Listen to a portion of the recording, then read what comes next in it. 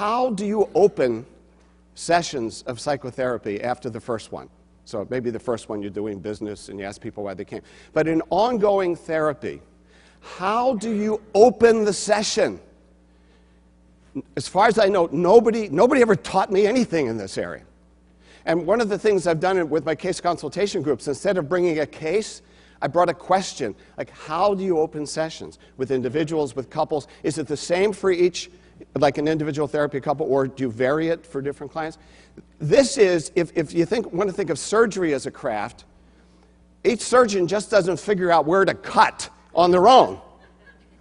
There are ways that the field has evolved. Some ways work better than another.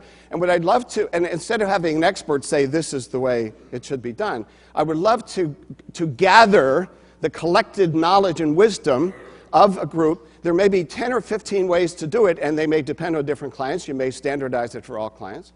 So in my informal research on this, I've gotten everything from, here's the opening of a subsequent session. What's up?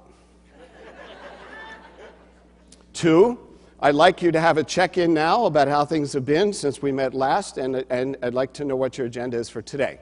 Okay? 2, somebody I know who works a lot with couples says, her opening question is, what would you like us to work on today that would move your marriage forward? That's interesting. And when I heard her say that, I thought, whoa, I got to think about that, because I've never framed the question in that way. And I'm not saying it would work for everybody, or for every, but you understand that people individually evolve some ways to do it that work well and some don't. I would suggest what's up may not have enough, depth of craft to it, okay? But that would be an example. How do you end a session? How do you end your sessions? I'm just very interested in those micro aspects. When I do training with couples therapy, we spend time on how do you deal with interruptions. These are below the level of the model. If we don't have good craft, no model, we can't execute any model. Okay? And in my own journey, I have gotten into this craft idea because I've been developing something called Discernment Counselling, a specialized, brief way to work with what I call mixed agenda couples, where somebody's leaning out of the marriage and somebody wants to save it. A common presentation about which we don't have an elaborated craft. And so with my colleagues and I have been seeing couple after couple, that's basically the only practice I'm doing now, so that I can develop this with my colleagues, with, as Rich Simon talks about with basketball, with enough repetitions. So I'm seeing these couples over and over, and we are developing a protocol for how you do these sessions. And I'll give you an example that I've gotten attached to in the early phases of therapy. There are better ways and worse ways to ask certain questions. Like when you want to know what was good about their relationship at some time, here's what I used to ask. So what was the best of times in your marriage?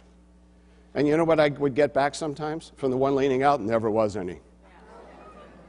And then they get deflated, I get deflated. So now the question is, I'd like to ask about the best of times in your relationship since the time you met, a time you felt connection and joy.